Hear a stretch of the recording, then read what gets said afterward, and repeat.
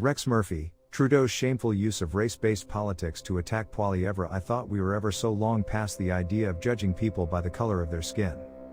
In a recent interview, Prime Minister Justin Trudeau put that phrase in the past tense, a time when men were men, but, may I suggest, ever so mildly, that the axiom is still sound. Yes, in 2023 men are still men, and the vivid corollary is true, as well, that women are women. I say this, and I stick by it, despite the wild theorizings of gender activists. Note, others are free to assert otherwise, but only after leaving farewell notes to biology, history and common sense. They also may hold great conferences and bring whole squads of activist speakers to them, and I for one will do nothing to see them cancelled or harassed. But that phrase wasn't the only thing that caught my attention in Trudeau's interview with the Toronto Star's Susan Delacourt. It was when he alleged that Conservative leader Pierre Poilievre was yearning for the days when white men ruled.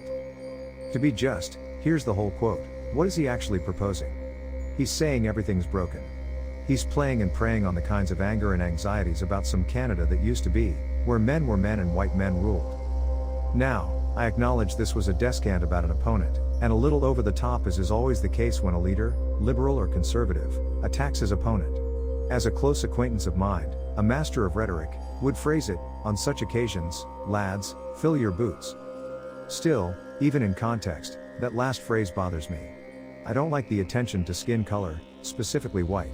I cannot see, of all people, this particular Prime Minister calling out a skin color epithet in any other context, or, to be sure, any other epidermal shade than white.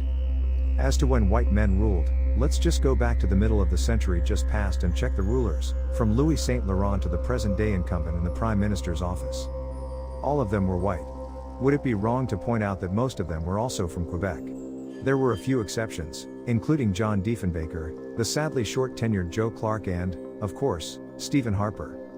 However, in Trudeau's mini-rant, the geographical characteristics have no relevance. It's white that has the bite. Would it be awkward to point out that the present Prime Minister, the present ruler, is himself white? As was another who ornamented 24 Sussex Drive from the late 1960s for more than a full decade. There was a brief intermission. That, of course, was the charismatic Pierre Elliott Trudeau, his father. As readers have guessed, I'm only glancing at the topic here. That topic being how whiteness, or white skin color, has, in the minds of some activists and anti-racism campaigners, become a highly negative term, a pejorative not to be challenged, whiteness, or being white.